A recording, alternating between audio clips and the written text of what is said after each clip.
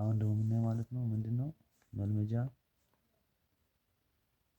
5 አመርኋን ነው። ቀ 5 ነው ተሰጥቷል።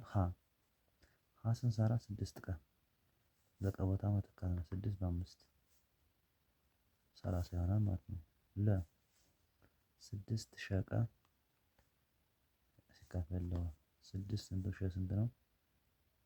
7 ቀ ስንት ነው? 5 ለወ ሲካፈል ለ3 6 ጊዜ 5 30 በ7 3 ጊዜ 7 21 በመቶ 10 ሶስተኛ ይህ ደግሞ 7 ይመጣል። አመርኋ 10 ወ ቀሸ እኩል ነው 10 እንቱ ቀ ስንት ነው? 5 ሸ ስንት ነው? 7 35 በ10 3 7 3 50 ማለቴ መ ደግሞ ወቀ ርቢ 2 ወቀ ርቢ 2 ለ3 ሲካፈል ወ ስንት ነው? 3 ቀ ስንት ነው? 5 ርቢ 2 ሲካፈል ለ3 እኩል ነው 3 5 ርቢ 2 25 ለ3 3 ውስጥ ሲካፈል የሚመጣ 25 እንጠፋ ማለት ነው። ሁለተኛ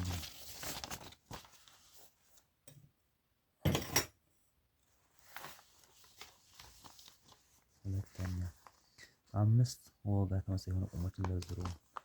ቫሪያብሉ ምንነት ሳይለወጥ ኮፍሻንቱ የተለያየ ቁጥር ይሆናል ማለት ነው። የአምስት ወ ተመሳሳዮች ተመሳሳይ ምን ማለት ይችላል? 5 ወ ሶስተኛ ወ 50 ወ 5 ሚል 1 2 3 12 ወ 4 ወ 1 2 3 4 5 4 ወ ብለን ዘርዝረናል። በቃ የፈለግነው ብቻ ቁጥሩን መለየት ነው እንጂ ቫሪያብሉ ተለዋዋጩ አይቀየርም። ከሚከተሉት ጥንድ ቁሞች ተመሳሳይ የሆኑትን ለዩ ይላል። 3 ወ እና 5 ወ ሀ ሶስተኛው ሀ ተመሳሳይ ነው። ለ አይደለም 2 ወ እና 25 ወ እስኪሆን አይደለም። መና ይሄ ሰ ተመሳሳይ ነው። ኮፍሸንት የተለየው እንጂ ተመሳሳይ ነው። እሺ 7 ወ እና 7 ይሄ አይደለም። 5 ወጠ እና 14 አይደለም። ወ አለች ቫሪያብሉ አለች ማለት ነው።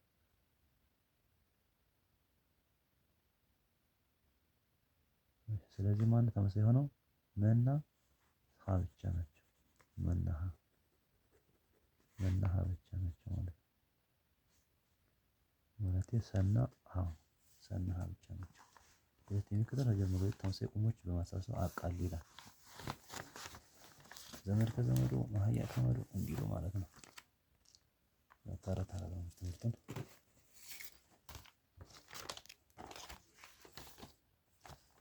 እሺ አራተኛ 2 በ ሲደመር 5 በ ሲደመር 7 ወ ሲቀነስ 3 ወ ተመሳሳይ ቁሞች 2 በ 7 በ ሲደመር 7 ወ ሲቀነስ 3 ወ 4 ወ ይሆናል ማለት ነው። ሀ ነው።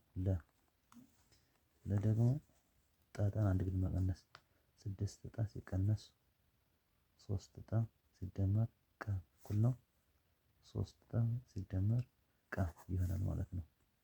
አመርኋ 9 በ ሲደመር 3 በ ምን ይመጣል? 12 በ ሲደመር 20 ቀ ሲቀነስ ቀ እኩል ነው 12 በ ሲደመር 20 ቀ ሲቀነስ ቀ 19 ቀ ይሆናል ማለት ነው። 19 ቀ ይሆናል 19 ቀ ይሆናል ማለት ነው። ከዛን መ ደግሞ 3 ወ ሲደመር 4 በ ሲደመር 10 በ ሲቀነስ 6 ቀ። አሁን እነዚህ እንደምላቸው 3 ወ ሲደመር 14 በ ሲቀነስ 6 ቀ ይሆናል ማለት ነው። 6 ቀ ይሆናል። 2000 ሲደመር 7000 2000 ሲደመር 7000 ሲቀነስ 5 እኩል ነው 7 9000 9000 ሲቀነስ 5 ይሆናል ማለት ነው። ረ ደግሞ 5000 ሲቀነስ 10 ቀ ሲደመር 6000 5000 ሲደመር 6000 ሲቀነስ 10 ቀ እኩል ነው 5000 11000 ሲቀነስ 10 ቀ ይሆናል ማለት ነው። 10 ቀ።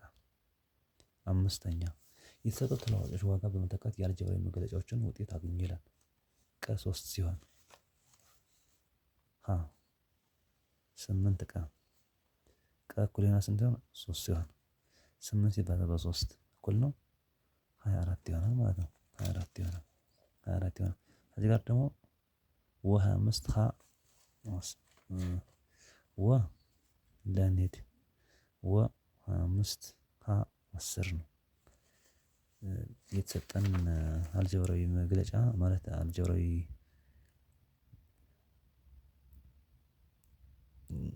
ቁም ምንድን ነበረ? ለ አይደል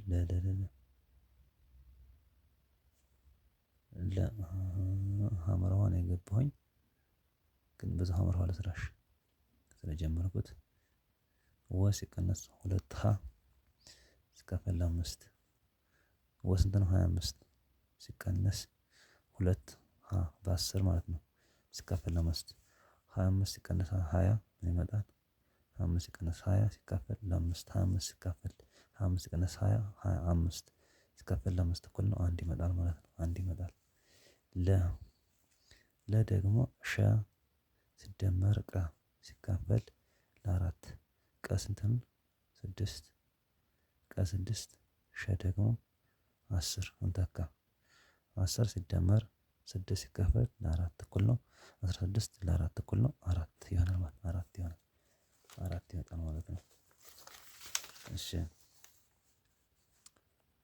መ ደግሞ 3 ወ ሲደመር 2 በ ሲካፈል ለ9 ወ 4 ነው በ 3 ነው 3 በ4 ሲደመር 2 በ3 ሲካፈል ለ9 3 ጊዜ 4 12 ሲደመር 2 ጊዜ 3 6 ለ9 ይመጣል 12 እና 6 18 18 9 እኩል ነው 2 ይመጣል 18 ሲካፈል ለ9 2 ነው የሚመጣው። ኦኬ ሰ ደግሞ መ ሲደመር ጠርብ 2 ሲካፈል ለሸ ሸ ስንት ሲሆን 2 ጠ 3 መ 7 7 ሲደመር ጠ ስኩዌር ጠርቢ 2 ጠርቢ 3 ጠርቢ 2 ሲካፈል ለሸ ለ2 7 ሲደመር 3 ጊዜ 9 ሲካፈል ለ2 7 እና 9 16 ሲካፈል ለ2 16 ሁለተኛ ደግሞ 8 ይመጣል ማለት ነው። 16 ስምንተኛ ረ ደግሞ ሀወ ሲቀነስ ቀ አራተኛ ሀ ስንት ሲሆን 3 ወ 12 ቀ 16 ሀወ 3 ወ ስንት ነው? በ12 ሲቀነስ ቀ ስንት ነው?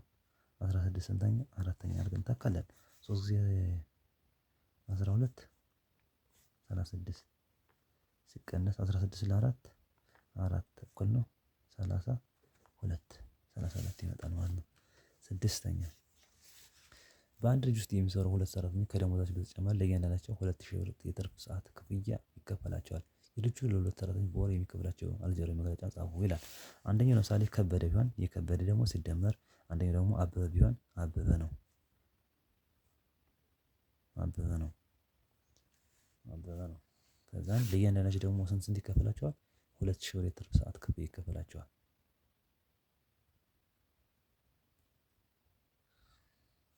ድርጅቱ ለሁለቱ ሰራተኞች በወር የሚከፍላቸው የብር እንጀራ መግለጫ የሰሩት ሰዓት አይደለም። ስለዚህ ጠቅላላ የሁለቱ ስንት ይሆናል? ተጨማሪ ሰዓት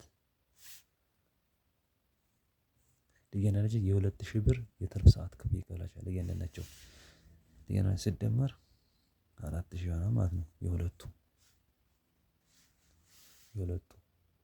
የድርጅቱ ለሁለት ሰራተኞች በወር የሚከፍላቸው የእንጀራ ሂሳብ ነው።